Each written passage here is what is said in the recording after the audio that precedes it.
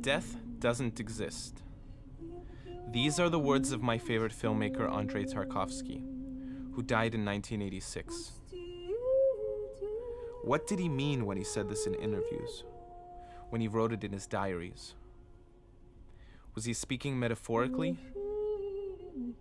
in the sense that we live on through our works, or in the memory of others? Or did the transcendence of death mean something more concrete to him? A mysterious yet palpable way in which we linger on after our bodies have returned to dust.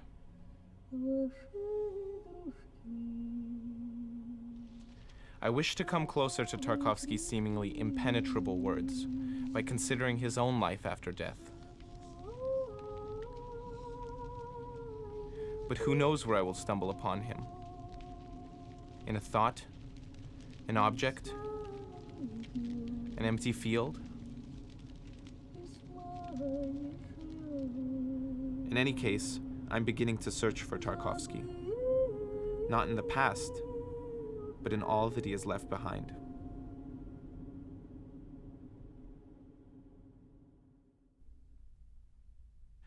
I don't remember the moment when Tarkovsky's films entered my own life. His work was part of the cultural inheritance my parents brought with them from Russia when we immigrated in 1987. It was the year after Tarkovsky's death, and I was only 2. As I grew older, glimpses from his films entered my peripheral vision. I felt a precious depth, but was perplexed as to its meaning. Eventually, as I began to see sorrow, suffering, and death, and not only happiness in life, I would cling to Tarkovsky's films, which speak of the same. I soon learned a story. Andrei Tarkovsky finished 7 feature-length films during his lifetime. The first 5 were made in Russia. However, due to the suffocating atmosphere in the Soviet film industry, he left his motherland for exile in Europe. After completing a film in Italy and one in Sweden, Tarkovsky succumbed to cancer on December 28, 1986.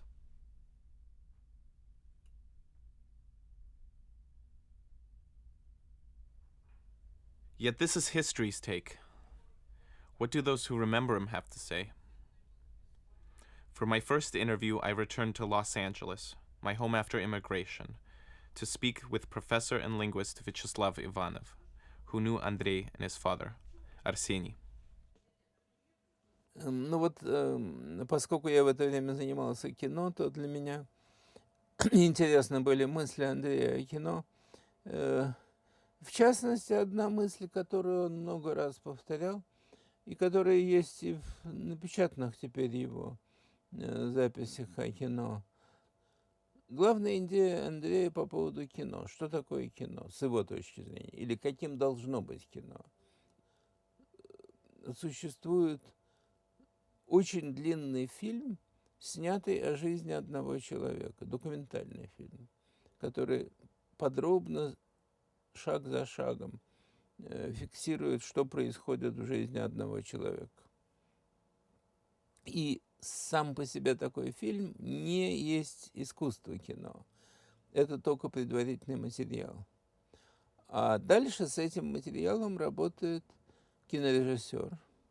Он отбрасывает все, что не относится к существенному. То есть основная работа – это устранение лишнего. Интересно, что, на мой взгляд, очень близкие мысли содержатся у Пазолини. У Пазолини вообще очень интересная идея по поводу кино, отчасти пересекаются с Тарковским. У Пазолини в его статье, где он формулирует эту идею, есть такая мысль, что монтаж кино делает то, что с человеческой жизнью делает смерть. То есть смерть подчеркивает то основное, что было в жизни человека. А вот в кино нужно уметь это же самое сделать киносредством. Я думаю, что это очень близко к идее Тарковского. Один раз уже мне Комаров признался. Бабу голую. На бороду.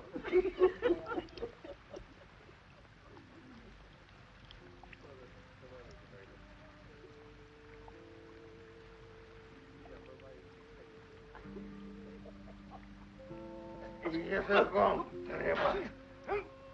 А моя баба, может, тоже покусала? Твоя-то баба видит всех. Я тебе сейчас... Погодь, погодь. Погодь.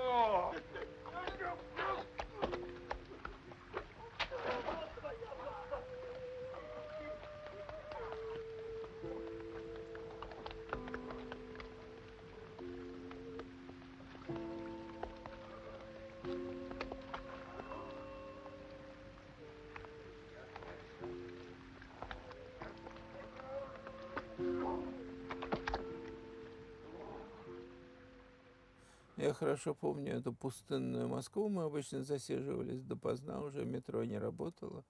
И я ловил такси. У Андрея всегда было плохо с деньгами в это время. И я его довозил куда-нибудь. Он жил где-то около улицы Чкалова, близко к тому дому, где сейчас мемориальная доска Сахарова. Вот тот дом, где жил Маршак, по-моему, тогда. Где-то там он жил. И вот я его туда довозил. И как-то мы идем по площади Маяковского, еще не поймали такси, проходим подземным переходом на другую сторону улицы. И вот я хорошо помню в подземном переходе. Он обращается ко мне и говорит: тут подумайте, мы живем в этой грязи и крови современной России и русской истории, и из всей этой грязи мы должны слепить настоящее искусство. Вот это была его программа. Она была четко им самим сформулирована. И замечательно, что он ее выполнял. То есть он нисколько не закрывал глаза на то, что вокруг это грязь и кровь, но вместе с тем понимал, что задача не в непосредственном отражении этой грязи и крови, а в том, чтобы из этого материала создать настоящее искусство. Вот это он и сделал. И в этом смысле я думаю, что отчасти правы те, кто думает, что в фильмах, сделанных за границей, меньше, собственно, характерного для Тарковского, то есть вот я имею в виду ностальгию и жертвоприношение, что в них меньше характерного для Тарковского, чем в предыдущих фильмах. Именно по этой причине, что он по самому материалу, по складу того, что он хотел сделать, он очень глубоко связан с русской историей, с трагедией России, с самой Россией. И в каком-то смысле все его фильмы символизируют судьбу России. Поэтому на другом материале это основное содержание было труднее передать.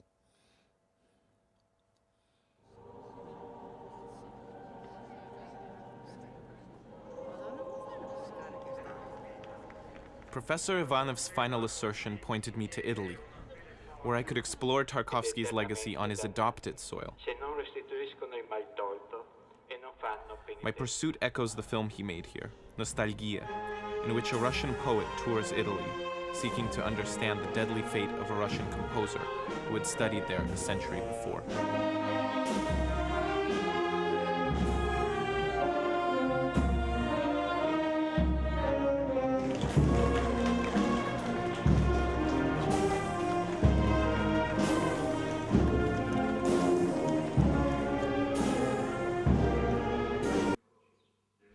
Like Nostalgia's protagonist, I'm searching in Italy not only for the past, but for something that lingers on. Monterchi.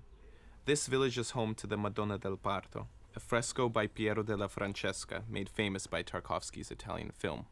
I wonder whether Tarkovsky's depiction of the Madonna is still felt today in this small town. I will speak to the director of the museum in which the work resides. Credo che chi guarda con gli occhi dell'anima non può non emozionarsi di fronte a quest'opera unica nel suo genere, perché non esistono in affresco altre Madonne gravide, Madonne che aspettano un bambino, e questa lo sta aspettando quasi alla fine della gestazione.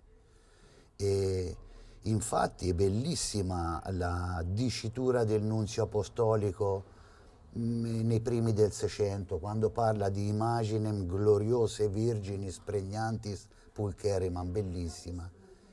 E molto probabilmente mi azzardo a dire che Tarkovsky ha colto con l'occhio dell'emozione, l'occhio della sua sensibilità e l'unicità del soggetto e questo inno alla donna, inno alla Madonna donna. Regine, imperatori, ministri, presidenti, e sono passati tutti davanti alla Madonna del Parto. Ecco, Tarkovsky lo ricordo alla perfezione, tanto che vi posso dire un piccolo aneddoto, ma molto veritiero. Io recito con una piccolissima compagnia qui di Monterchi, compagnia teatrale, e abbiamo fatto un film sulla storia della Madonna del Parto, e io in teatro ho interpretato il ruolo di Andrei Tarkovsky. Questa scena si svolge così, che ci sono due bellissime ragazze gemelle monterchiesi che sono sedute. Entra Tarkovsky in questa piccola cappella, vede la Madonna del Parto da sola ed è l'unico di tutte le persone che ci sono che riesce a vedere quegli angeli vivi.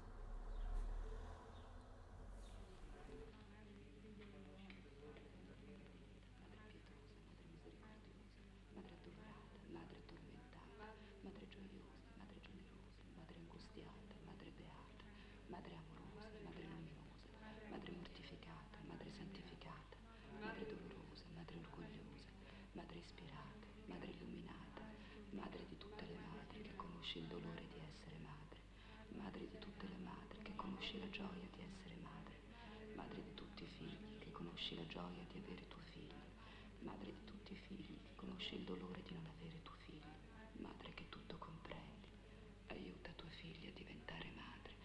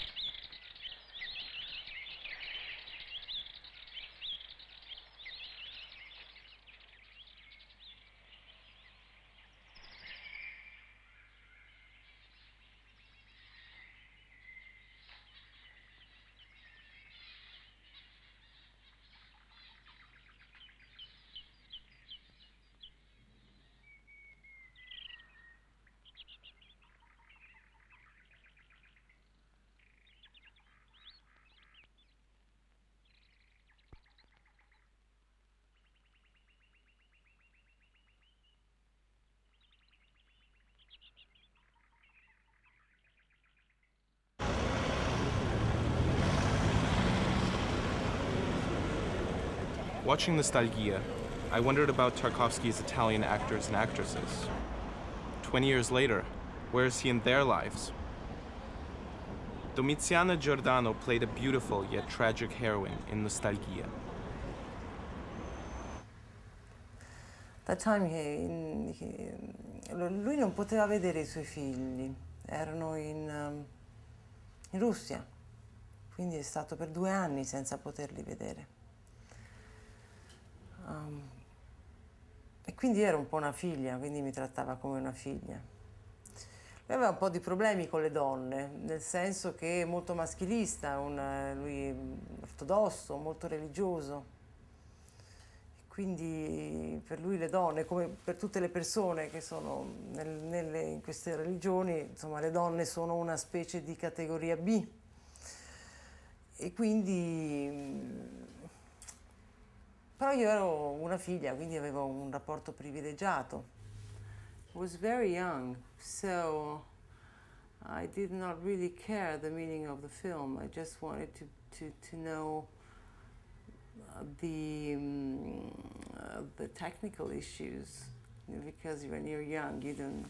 Well, I don't know. At that moment, I was terribly in love with a guy. So, when you're in love and with a passion for a guy of my age, and I was completely out of it, And when you're in love, even if you're working with someone that you respect a lot, that doesn't mean that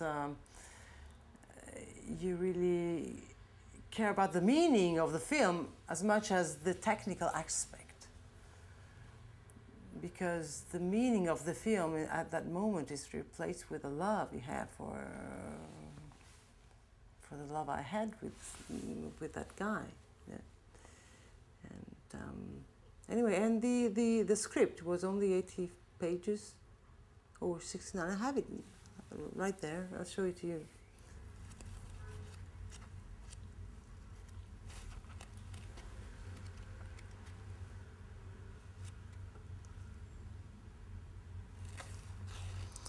I only remember the future.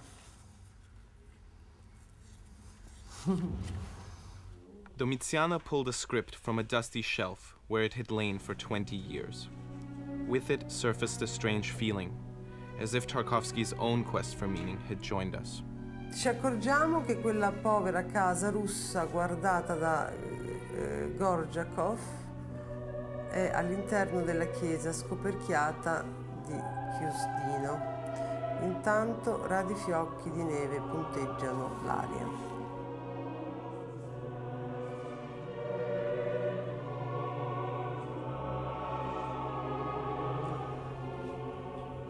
I don't understand how other people can make films like that. I mean, sometimes I go on TV and I feel ashamed just to be there. I was there on TV in a talk show yesterday, and they were talking about nothing. I was talking to myself, saying, "What the hell am I doing here?" So that's why when I think about these films.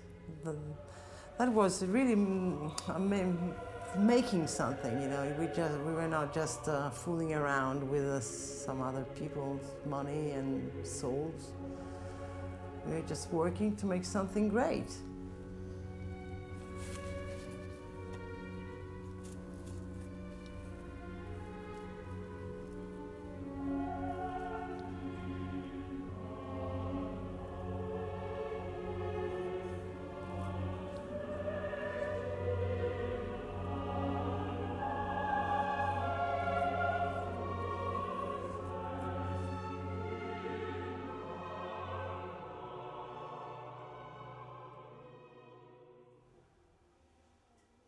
Donatella Baglivo invited me into her studio to reflect on the years she knew Tarkovsky. Baglivo filmed a documentary in the early 80s, which shows the director in a unique light.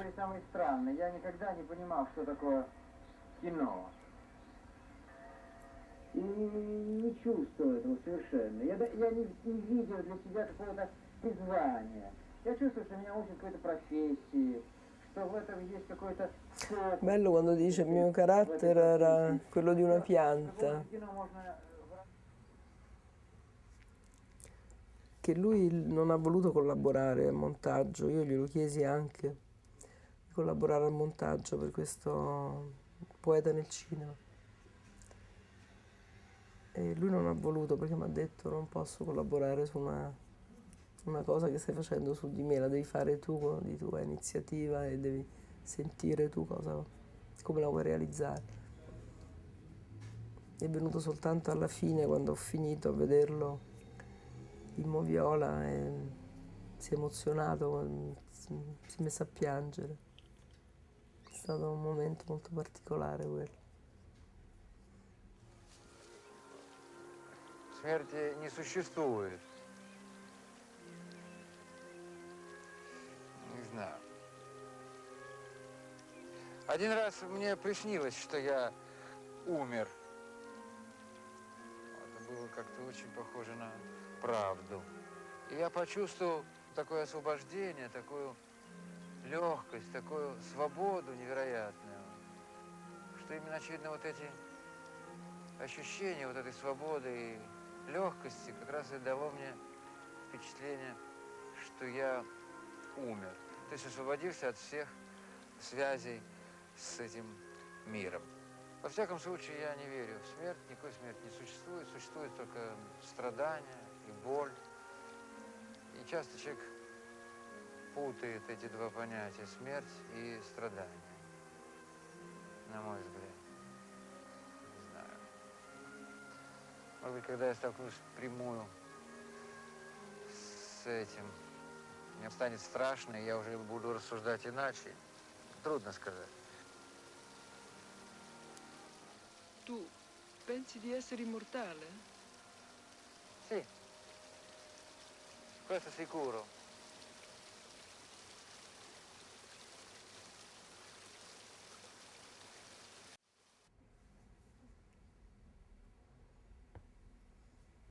Non è cambiato molto, devo dire, perché io sento sempre la sua presenza,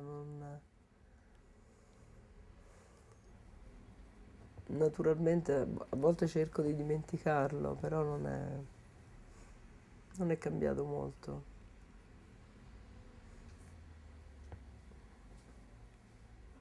Il giorno che io sono arrivata a Mosca, sono stata ospite a casa della sorella di Marina. Ho detto mi piacerebbe vedere la casa dove siete vissuti da bambini. Siamo andati a vedere questa casa. C'era la ruspa che la stava distruggendo. E io veramente sono rimasta scioccata. Dico, non è possibile che aspettano 20 anni che io arrivo qua, il giorno che arrivo c'è questa casa che si sta distruggendo. Mi è rimasto un pezzo di legno che ho rubato da questa distruzione. E guardavo questa casa così, dico, no, è incredibile, no? Non sono riuscita a vederla tutta intera perché era già a metà, non c'era già più il tetto e mancavano delle pareti. E avevano iniziato a distruggerla proprio quella mattina. Non ti sembra strano?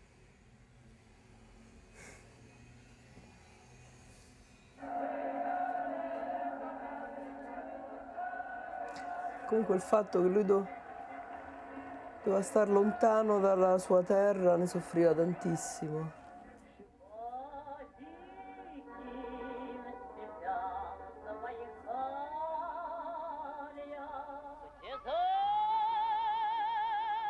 Я в свое время пережил очень трудный момент.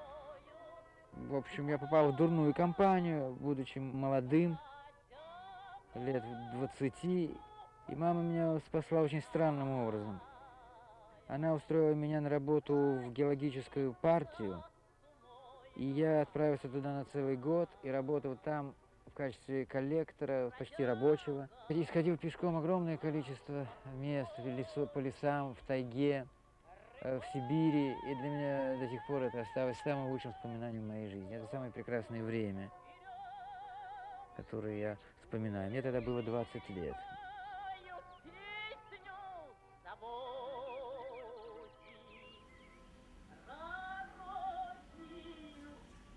Adesso pensi di aver trovato quello che cercavi da bambino? Я не знаю. У меня вопрос трудно не ответить.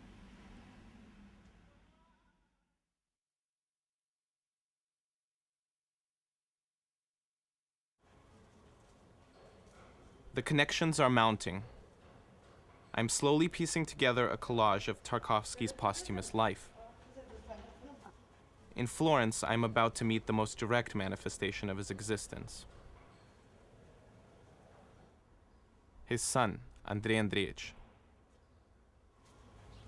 Отец уехал, мне было 11 лет на съемки «Ностальгии». С тех пор мы с ним не виделись до 86 года, когда мне исполнилось уже 15, шел 16-й год. Поэтому эти последние годы в России, 4 года, которые я там прожил, были для меня очень тяжелыми. Я всегда надеялся, что мы увидимся с ним. Он всегда говорил, что рано или поздно я приеду к нему, и поэтому это были годы ожидания. И поскольку не давали возможности власти мне выехать, я был своеобразный заложник в России для того, чтобы вернуться, чтобы вернуть его обратно.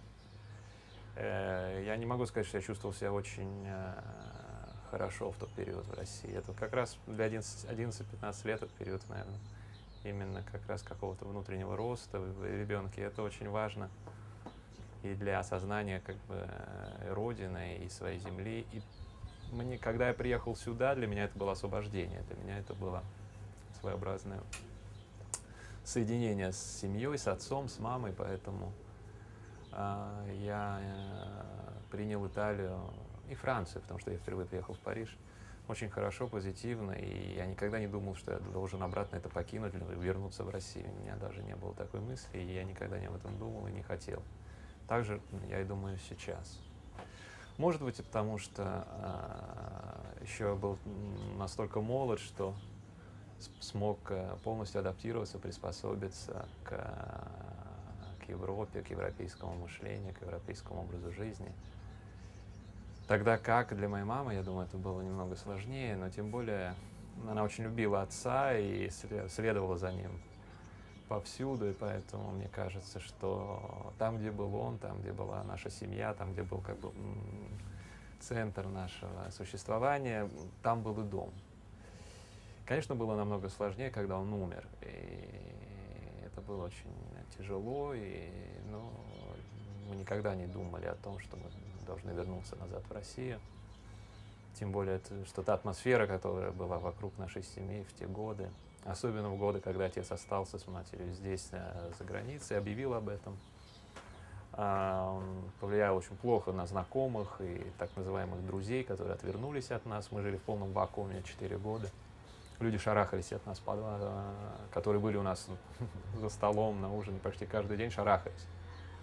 На улицах, не хотели общаться. И поэтому даже какие-то человеческие отношения, помимо самых близких родственников, конечно, уже не были теми самыми до того, как мы уехали. Отец всегда очень любил, интересовался историями, какими-то такими таинственными, интересными происшествиями. И эту историю он рассказывал, да, довольно часто. Я не знаю, была ли это правда, может быть, это было как-то его фантазии, но я ему верю, и, скорее всего, это произошло, потому что какие-то такие непонятные, удивительные и таинственные истории всегда сопровождали его творчество, его жизнь, и мне кажется, что со всеми нами рано или поздно случаются какие-то определенные факты. Это уже зависит от нас, как мы их интерпретируем, как мы к ним относимся. Часто мы их забываем, часто мы их с ним вспоминаем или не верим. Но поскольку он был очень чувствительный, тонкий человек, он всегда обращал внимание на такого типа вещи. И так же, как даже этот его интерес высказан через персонажа Отто в жертвоприношении. Отто, который собирает разные таинственные случаи и коллекционирует их, и потом рассказывает Александру. Det hände före kriget. I Königsberg bodde det en änka med sin son. Så bröt kriget ut och sonen blev inkallad. Han var 18 år. De bestämde sig för att gå till en fotoateljé och ta ett foto som minne. De blev alltså fotograferade tillsammans, mor och son. Så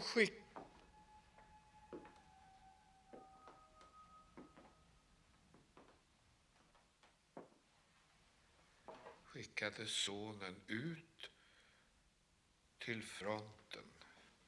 Några dagar senare blev han dödad. Åh, herregud.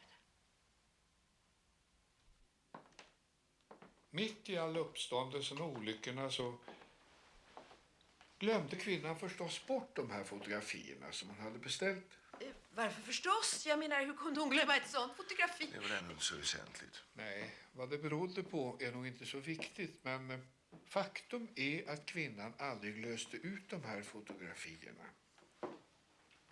Kriget tog slut och hon flyttade till en annan stad bort från sina minnen.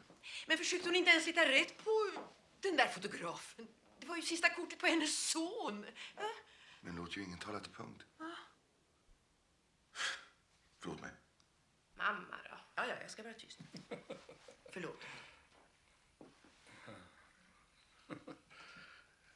Det gör ingenting. Någon gång, jag tror att det var 1960, så gick kvinnan till en fotograf för att ta ett foto av sig själv. Hon skulle ge det till en väninna som minne. Hon blev alltså fotograferad, men när hon fick de färdiga korten så såg hon inte bara sig själv på fotona, utan också sin stupade son. Han var 18 år på bilden och hon var lika gammal som när hon fotograferade sig senast. То есть это опять же, возвращаясь к вопросу именно о том поиске, да, духовном каком-то постижении истины, и это один из тех свойств, которые характеризовали отца. И я должен сказать, что много таких случаев связано с его жизнью, связано с его творчеством, как, например, тот случай с Пастернаком, с душой Пастернака, который во время спиритического сеанса сказал отцу, что он сделал всего лишь 7 фильмов. И уже в своем дневнике в 1986 году, когда он смертельно болен, он пишет, что Борис Леонидович оказался прав. Что тут можно сказать? Как, например, 28 декабря отрывной календарик в сцене сталкера, который плавает в воде. День смерти отца.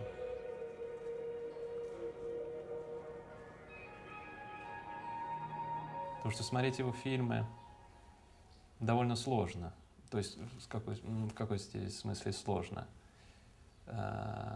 Один раз посмотрев его фильм,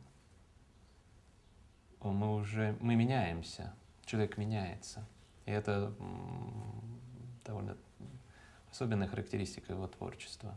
Мы меняемся внутри. То есть его творчество способно изменить человека, оно способно изменить жизнь людям. И как многие люди, которые пишут, приходят, я встречал довольно часто тех людей, которые... И мне до этого мне никогда не приходилось слышать такое мнение о других режиссерах, когда человек тебе говорит, что, например, «Сталкер» изменил мою жизнь. Или благодаря этой картине или творчеству Тарковского я полностью изменил свою жизнь, я начал жить по-другому.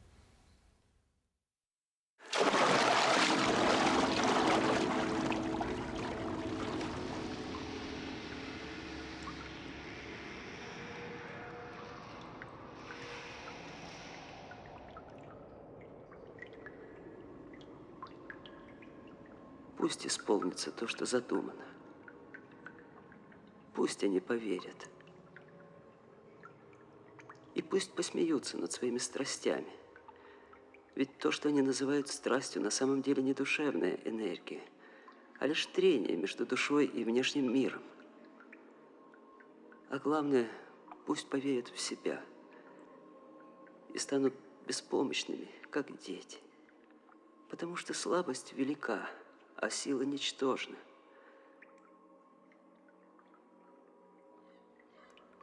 Когда человек родится, он слаб и гибок. Когда умирает, он крепок и черств. Когда дерево растет, оно нежно и гибко. А когда оно сухо и жестко, оно умирает. Черствость и сила – спутники смерти. Гибкость и слабость выражают свежесть бытия. Поэтому, что отвердело, то не победит.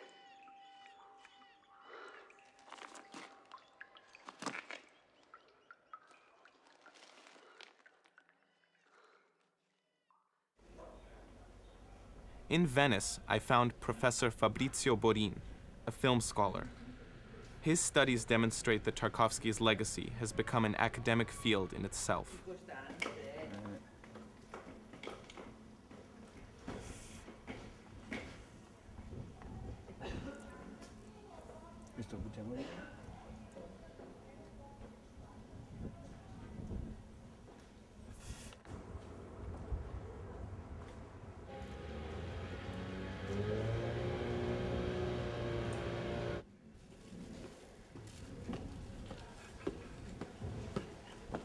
Da una dimensione poetica del suo fare cinema scaturisce l'idea che la debolezza è forza e la forza è niente.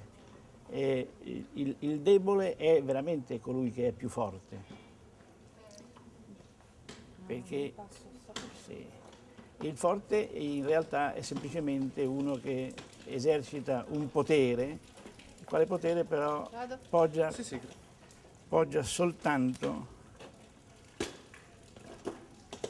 o sul denaro, o sulla prevaricazione, o semplicemente sulla conquista di qualcosa. Invece, quello che sta invece a cuore al regista russo è proprio il tema dell'individuo.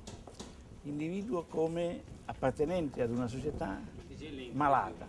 La società occidentale per il regista russo è malata. Ed è malata perché appunto ha puntato sulla centralità dell'uomo invece che sulla considerazione che l'uomo è uno degli elementi che corrispondono ad una pluralità di soggetti nell'universo e nel creato. Allora gli orfani, i malati, i personaggi in crisi, il cinema di Tarkovsky è un cinema della crisi, rappresentano esattamente questa apertura verso le dimensioni che di solito non vengono adeguatamente considerate. Vale per tutti, per esempio, la figura di Domenico in Nostalgia, interpretata da Erland Josephson, che fa in piedi sulla statua di Marco Aurelio in Campidoglio un lungo atto d'accusa contro la società del benessere, che però è una società, ripeto, malata a suo modo di vedere. E questa malattia è espressione appunto di una insanità. E allora a questa ipotetica ragione Tarkovsky oppone una sua sragione, cioè una follia. L'elogio di Domenico è l'elogio della follia, e cioè del matto che però vuole compiere un gesto inutile. Allora anche qui l'inutilità del gesto, vale a dire attraversare una piscina, la piscina di Santa Caterina vuota con una candela in mano, è un atto assolutamente inutile e perciò importantissimo, proprio perché è considerato inutile da una società che invece è da ribaltare e riconsiderare in senso generale. The next day, I would leave Venice and go to Brescia, where I planned to talk with an independent filmmaker whose work is deeply influenced by Tarkovsky's vision.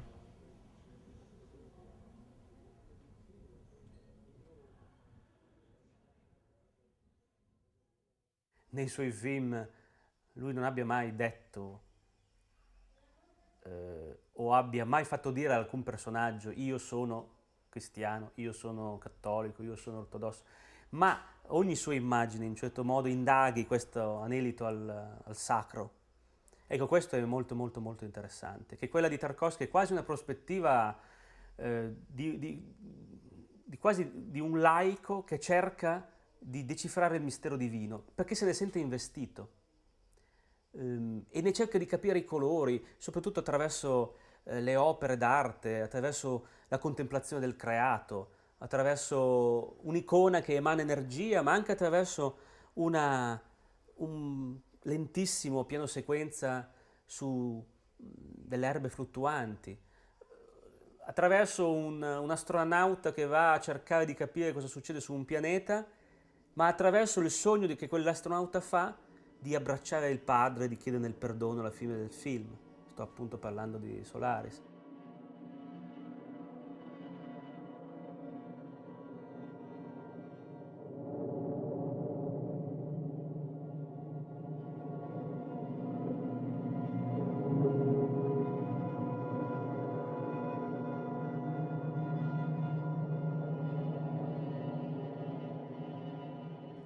Tarkovsky in ogni film cerca di dare forma a questo spirituale, e questa tendenza, questa sensazione non ha mai potuto farmi venire in mente se non una cosa, cioè quando Dante, nell'ultimo canto del Paradiso, dentro alla sfera bianca che dovrebbe costituire il mistero della visione di Dio, ecco, Dante vede se stesso, vede la propria immagine racchiusa nel mistero luminoso divino.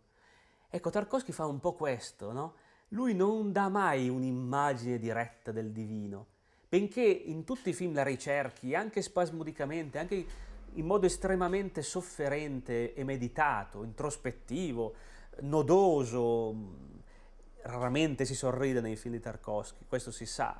Ecco, questa ricerca così sofferta porta sempre ai più interni segreti dell'anima propria, ecco.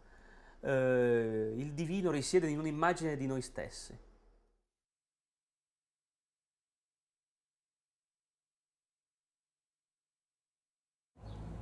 In the last 20 years since Tarkovsky died, I spoke about him quite a lot. I was showing his films to my students, and not only to the students, to people who were interested. I don't think my perception has changed. And when I look back, I think almost in each Tarkovsky film there is a scene I remember more than other scenes. And I remember the whole amazing impression of the Zona in Stalker. And I remember so well the burning man in Nostalgia. And I remember so well the boy in The Childhood of Ivan. And of course, so many sequences, not only the bell from Andrei Rublev.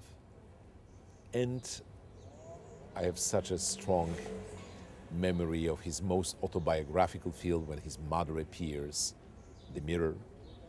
So one after another, his films evoke some very warm feelings and stick to my mind.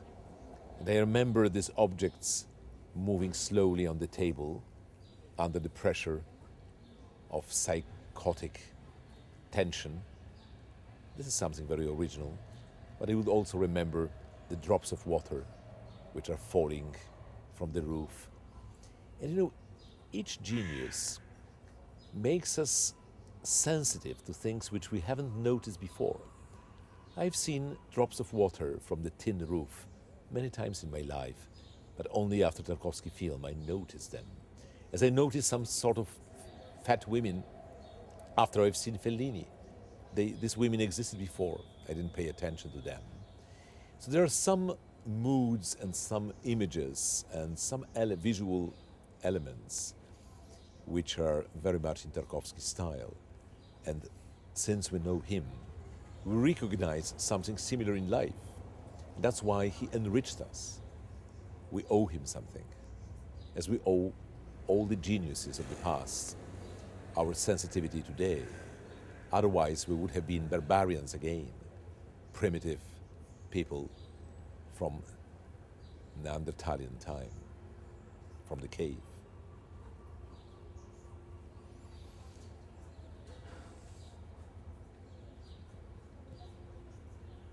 Besides appreciating Tarkovsky as a genius of cinema, Krzysztof Zanussi, a famous Polish director, was also one of Andrei's closest friends.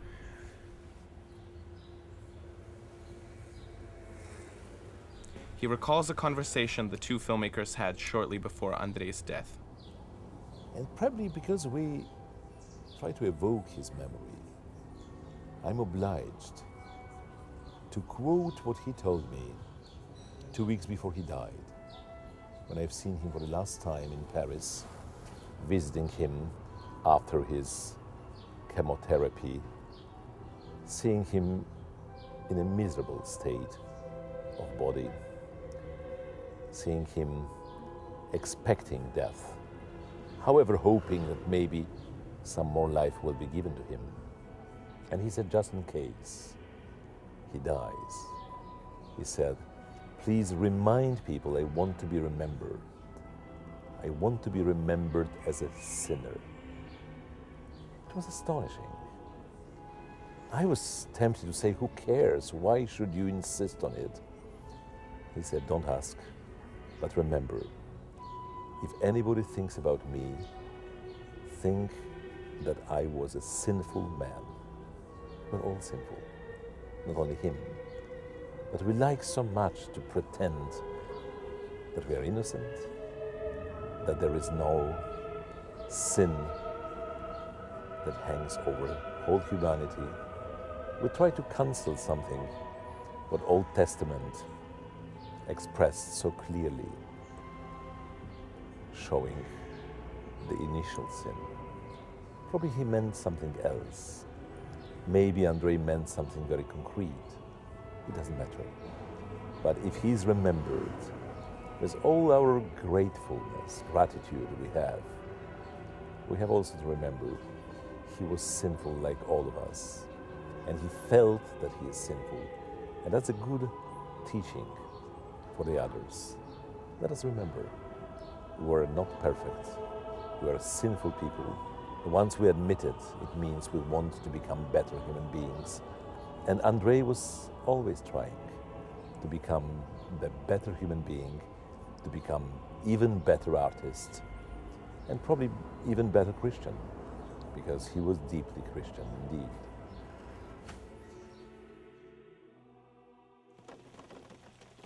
In the Christian doctrine, death entered the world as a result of sin.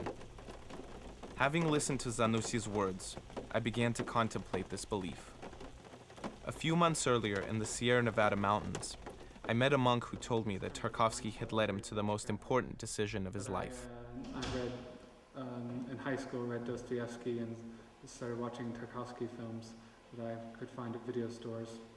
And that started to change my mind. And then when I went to Boston for college, I was introduced to the Orthodox Church.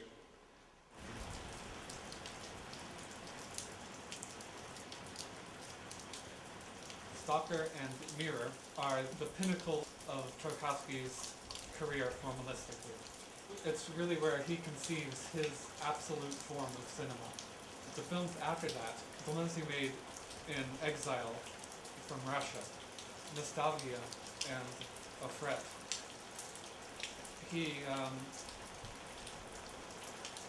his theorizing impinged on his method. Wanting an absolute beyond, something that he can create himself, he changes his images to try to point to something beyond them.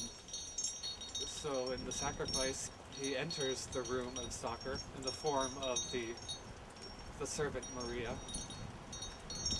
which seems clearly a symbol of the Virgin Mary, who is seen in the portrait of Leonardo. And this is symbolism. She is the church which he goes to, and he communes with her. But that communion that's received in The Sacrifice isn't enough either, though it points to it, and it pointed me to it. Is going to the liturgy of the Orthodox Church. I recognize that as what the true communion is. And all the experience you could want in the liturgics of the church, liturgical life of the church, which is beyond the church services, the sacramental, cosmological aspects of the church,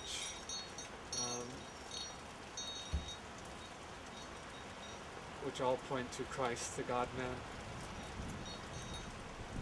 This is experience that fills you with knowledge that you can think about and know, and not just know, but love.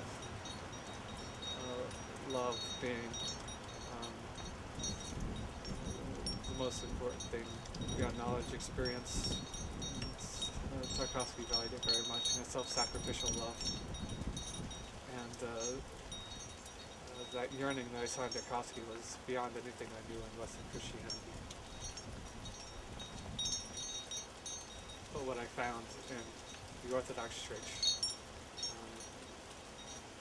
when I attended the services, and especially Holy Week up to Pascha, on Holy Friday, the harrowing of hell that occurs during the Lamentations, everyone gathering and singing those at length, and realizing there's more love in this room, in this building, than I've ever encountered anywhere else before.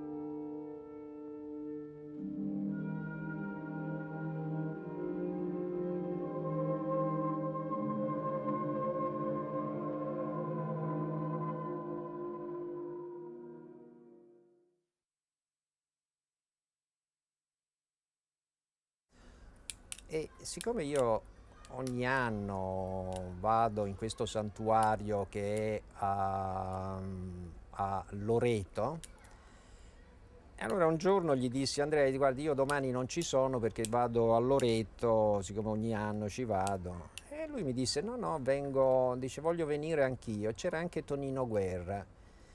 E anche Tonino dice: anch'io vengo, voglio vedere questo santuario. Andiamo in questo santuario che è nelle Marche. E vedevo lui era triste, entriamo dentro e poi usciamo da questo santuario e lui era di una malinconia.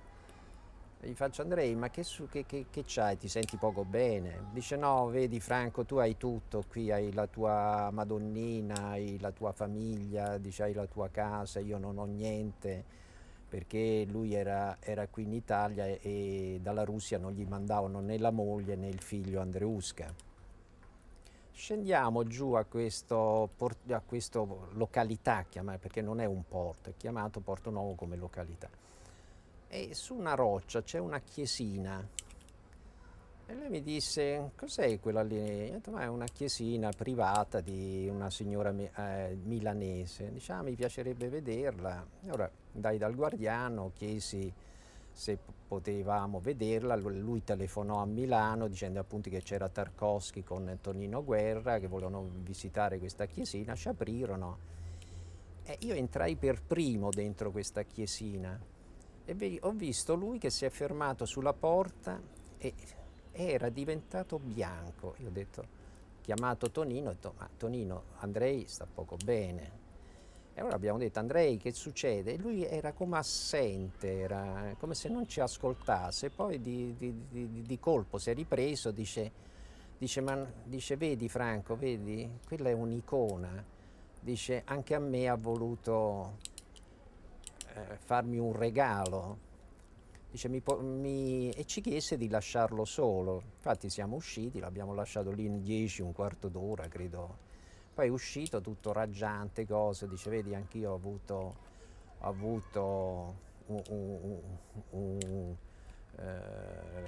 avuto la mia Madonnina, insomma non mi aspettavo mai che anche qui vicino ci fosse questa chiesa.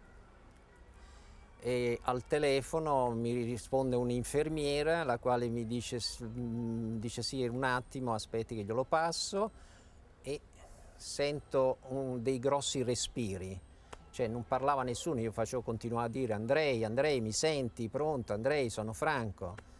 E lui niente, grossi respiri, e poi a un certo punto siamo stati, ma penso 5-6 minuti, non lo so, così poi ho detto: non lo so, forse sarà caduta la linea. Invece questo episodio poi l'ho raccontato a Tonino Guerra. Tonino dice: ma Franco, dai, è il più grande saluto tra due amici, tra due grandi amici, questo silenzio così, e veramente mi commuove ancora tuttora.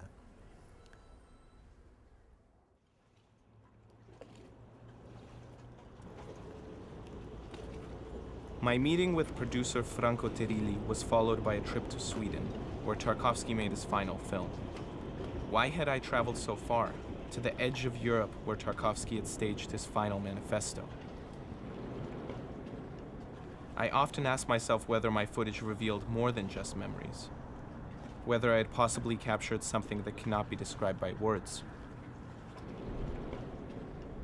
I spoke with Michał Jastrzębski, the editor of that last film, The Sacrifice.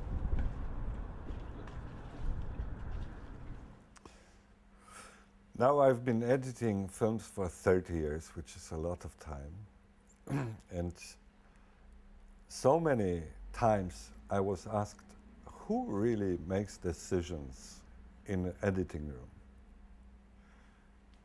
And it took me several years to get to an answer to it. In my opinion, in bad movies, the decision is made by editor or the director. In all good movies, the decisions are made by the material. And in that sense, there was total understanding in editing room, because Andrei was being sensitive and being myself sensitive. We were trying to be, as he puts it in the book, as you have to be a servant of the work of art, not a master. So in that sense, we were both servants of the material that was created, not only by him, mainly by him, but not only. He was a servant all the way. That was the greatest thing about him, that he was one of so few persons who really in editing room could admit how small, how tiny he was, and that he was only a servant. So, of course, technically, I was responsible for the whole thing to work. But that was on technical things. While working on The Sacrifice, I had a lot of contact with him, and I knew we were in a hurry to finish the film before because his health was getting worse and worse. I never realized that he would die until the day he died. It was a big shock. Even if I knew the diagnosis, I did not recognize it as a truth. I'm very grateful that he was a part of my life. I'm very grateful that I was a part of his life a little. Of course, it's like with love, it's never enough. It's never too long. It's always too short. But these are conditions that we all live with.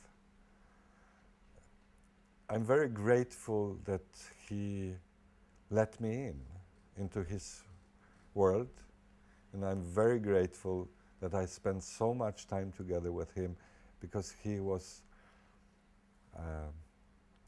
a normal genius, very lovable, and very often he felt like talking to me about his universe and his thoughts and his opinions, and I was a humble listener, and for that I'm very grateful.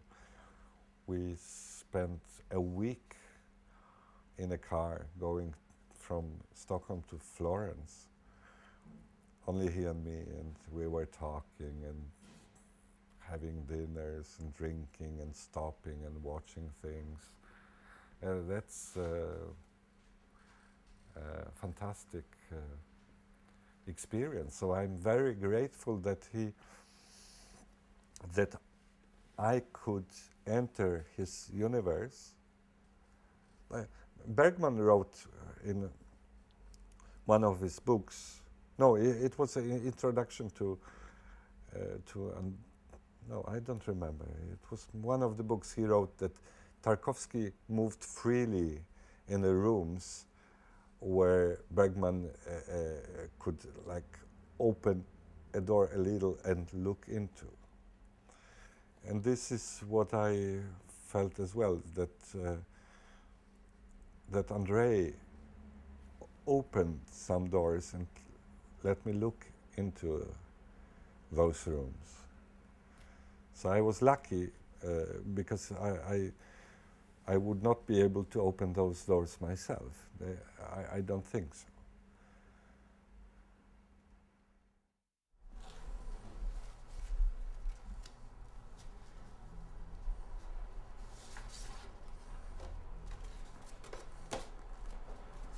Erland Josephson, one of Sweden's most renowned actors, had lead roles in both Nostalgia and The Sacrifice. I think that I have never met a person who had so much influence on me during the shooting.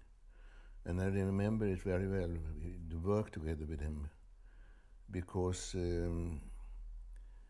it was so interesting to communicate in a way we had to do it without understanding. We had not the same language, we have not all the same experiences of life, society, and religion and everything.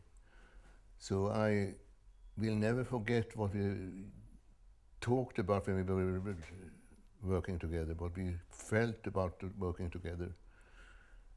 And he was, it was a little bit difference, not a little bit, it was really a difference between my work with him and work with, for example, Bergman. In a scene of Nostalgia, I'm sitting on a bicycle and Domitiana and Tarkovsky come and see me.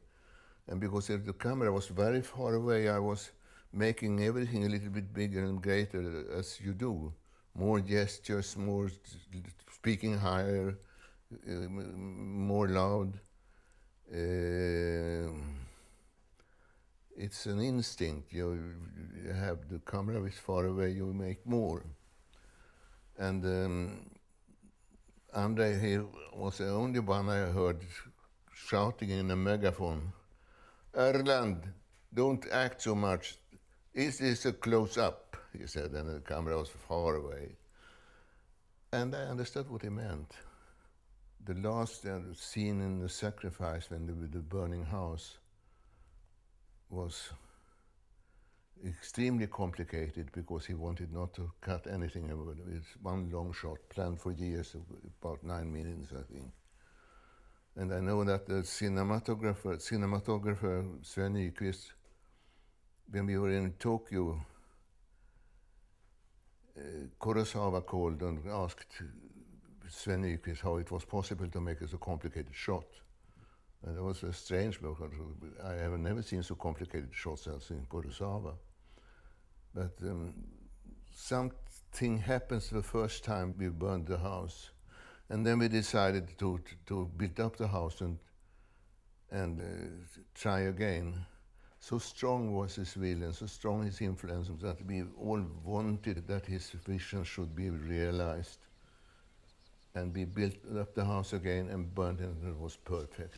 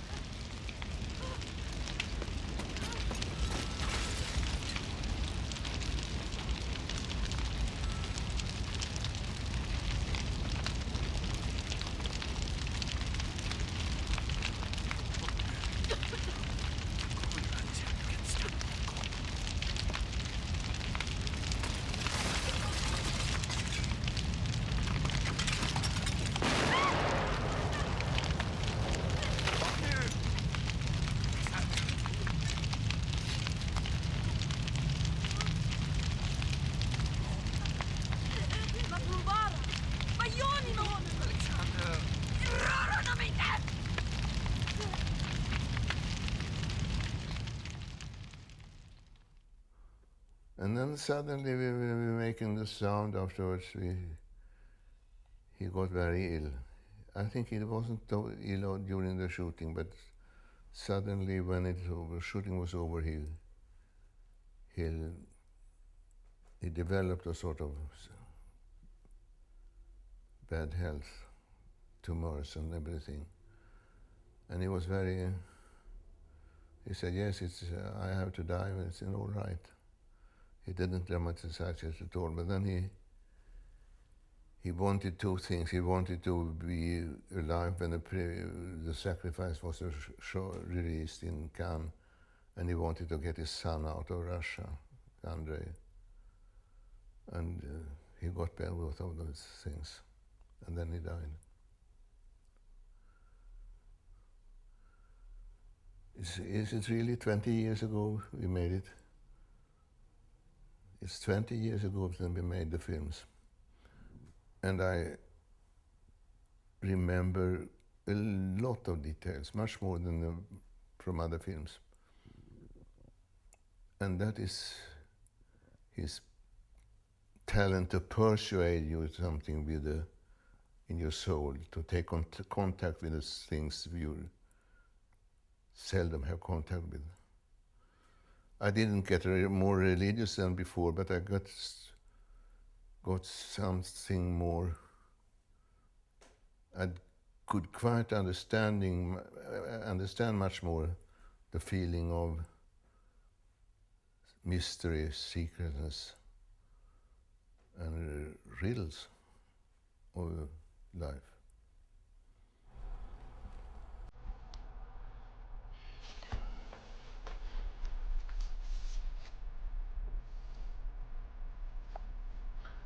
Troppo talento. Also Cavalis. I like that very much. This is Andrei Tarkovsky. He was in Nostalgia. Very good actor. Very nice person. I like to, And this is Andrei. It couldn't be anyone else.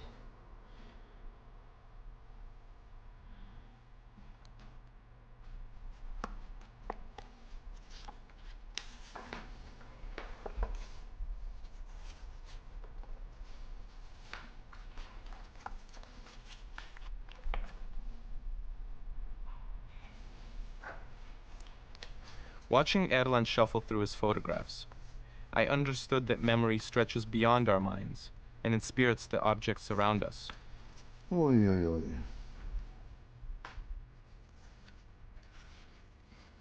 Ish. These steps, for example, what do they remember? Do they recall Tarkovsky's apocalypse scene in The Sacrifice, which was staged upon them? Or the assassination of Olof Palme 6 months later? I realized that I had been collecting inanimate testimonies all along. Yet my journey is incomplete. Tarkovsky was a Russian artist. And even though his exile in Europe gave him the freedom to work, he was haunted by an uncanny connection to his country. In a sense, he could never leave.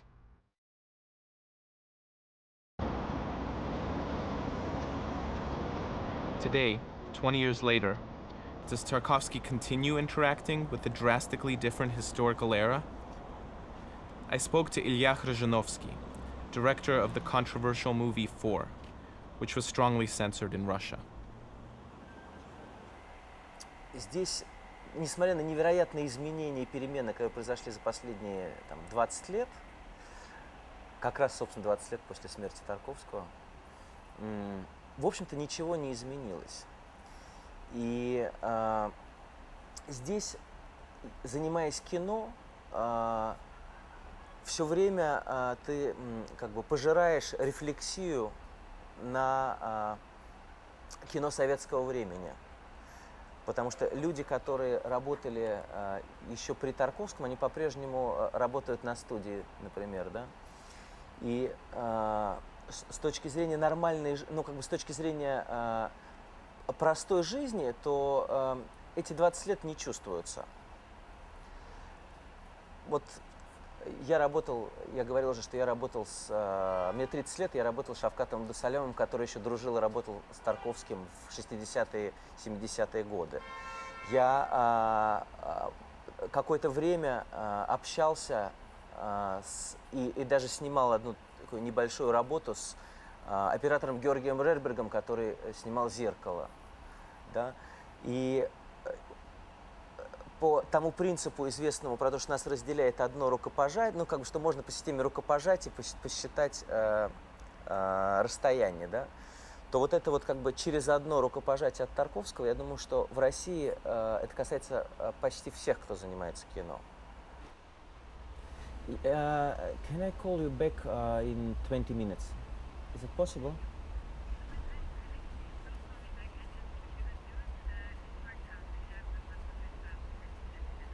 Yes, we have.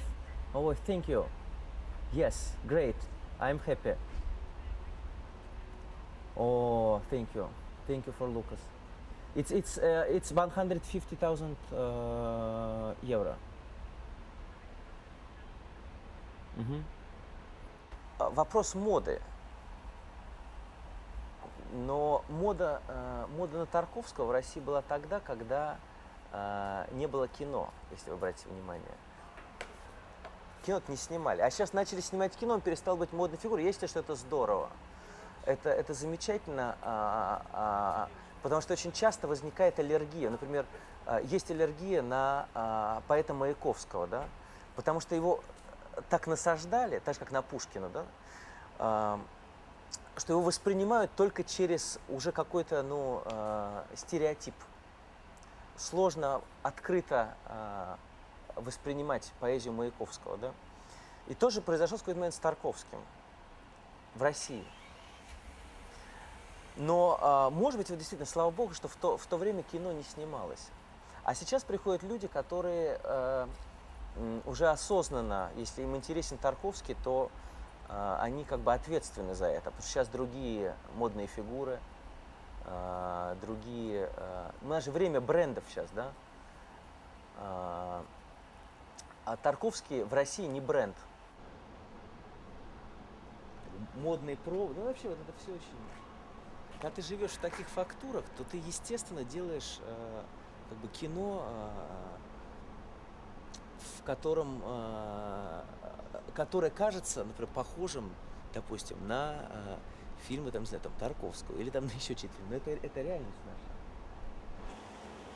Вот ты сейчас снимаешь панораму, да, значит, по идее, вот ты снимаешь панораму, вот будут говорить, ты подражаешь Тарковскому, а ты снимаешь абсолютно естественно натуральную панораму. Вот это вот травка там растет, да.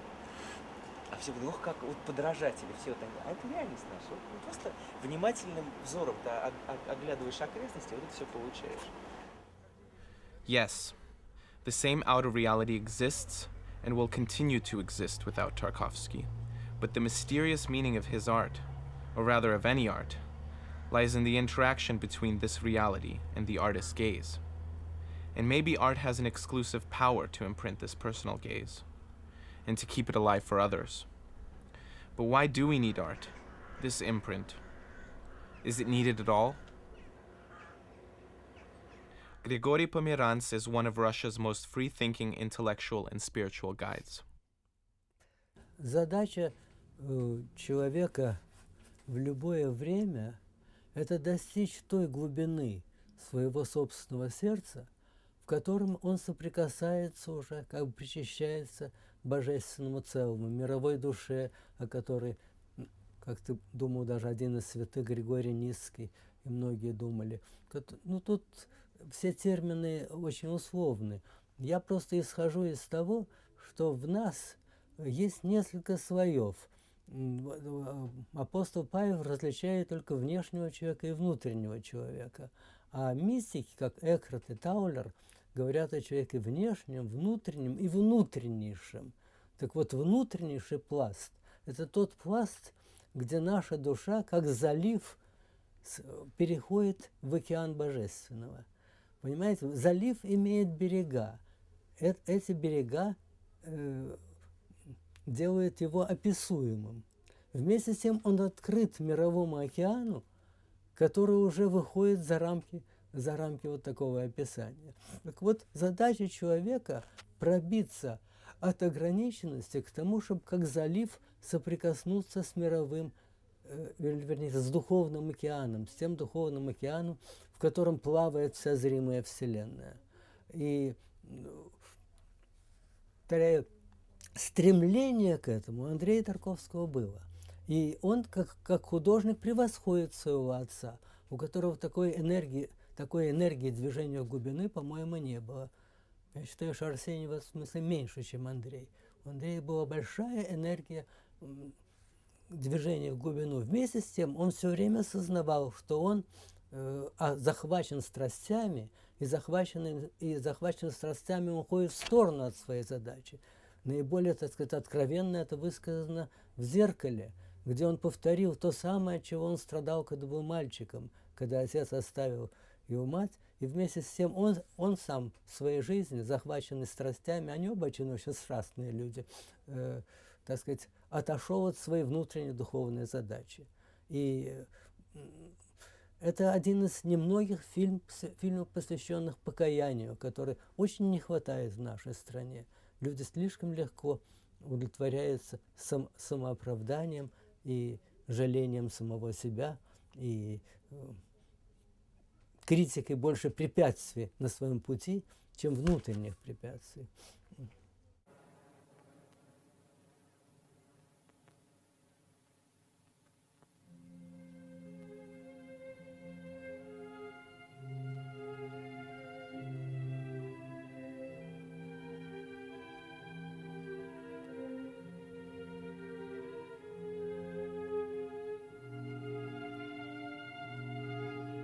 Кино, как показал Андрей Тарковский, имеет большие возможности движения в глубину. Большие возможности.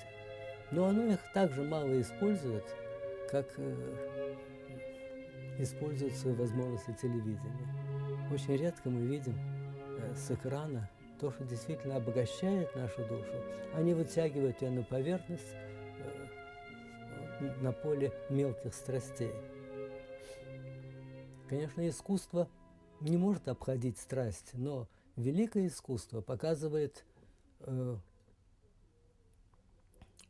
и страсть, и бесстрастие духа, которые как бы создают некое поле борьбы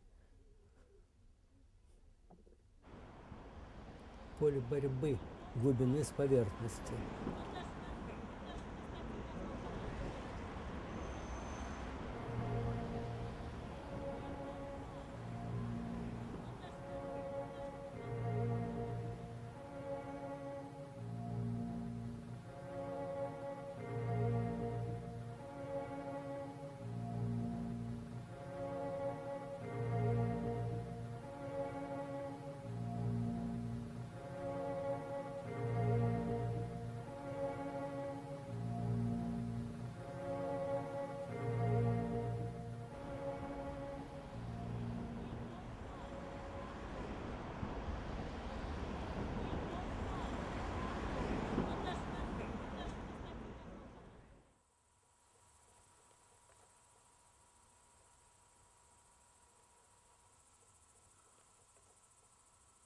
Он рассказал нам о том, что мы являемся частью огромного, живого и одухотворенного пространства.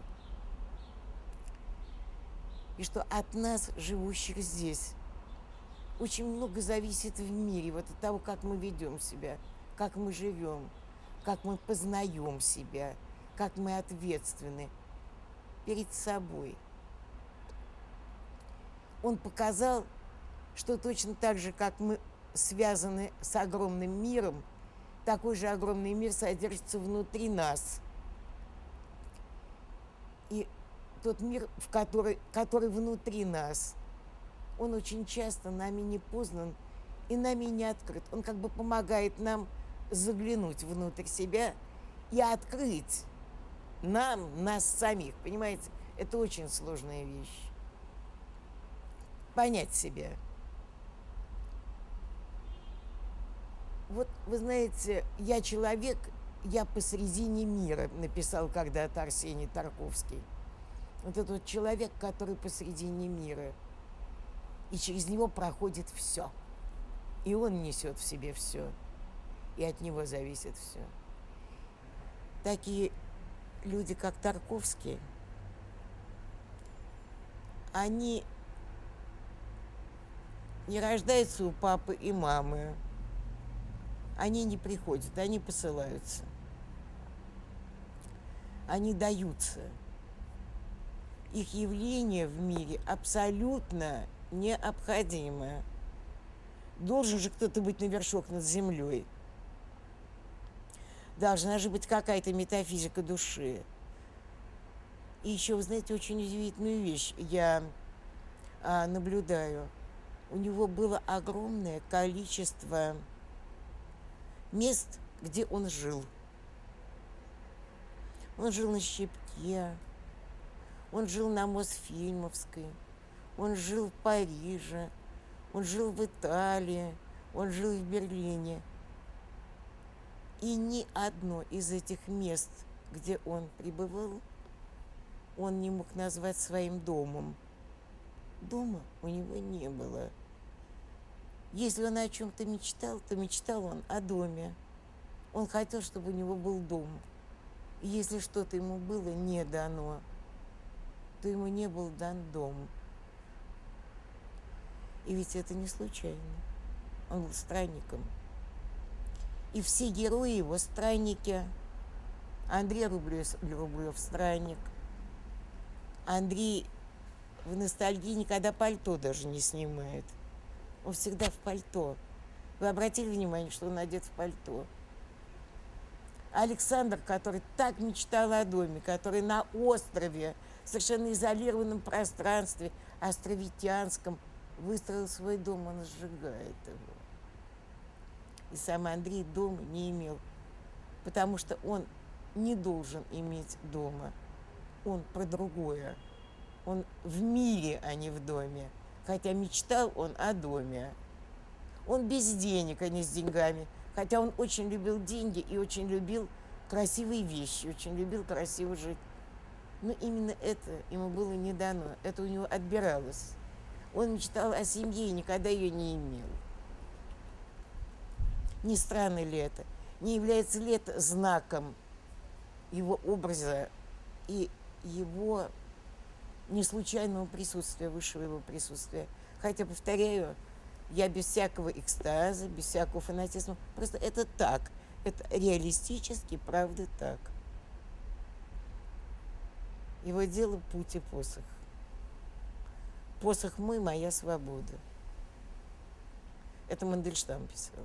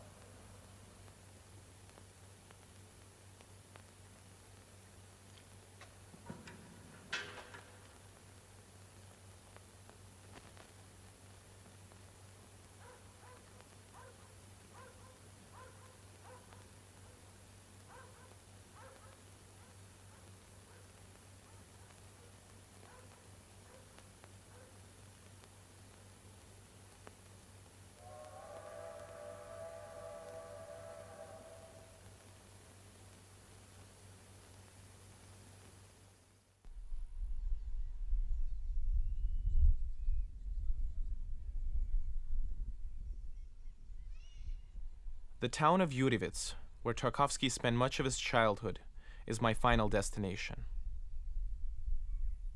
15 kilometers away, the village in which Tarkovsky was born rests below the Volga River, a casualty of Soviet hydroelectric projects.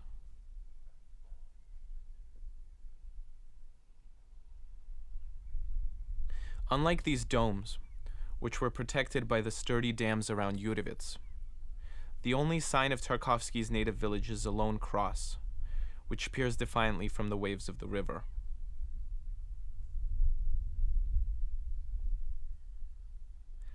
Like water in the Volga, time too submerges all that has passed. However, I have learned that some things transcend the flow of time, unaffected by the forces of death. It is the day after Yudewitz's 781st birthday, an awkward anniversary celebrated noisily throughout the previous night.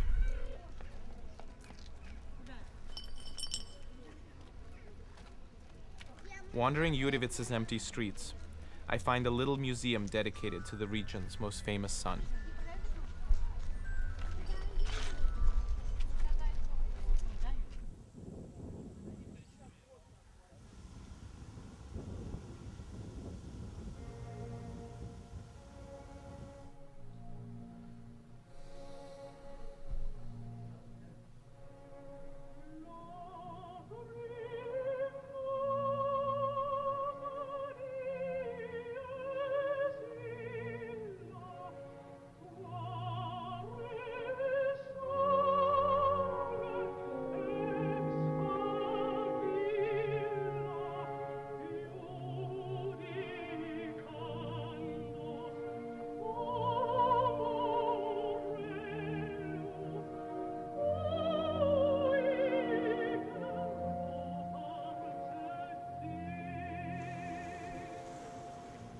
I walked outside and headed towards the Volga, which seemed to have been waiting for me all along.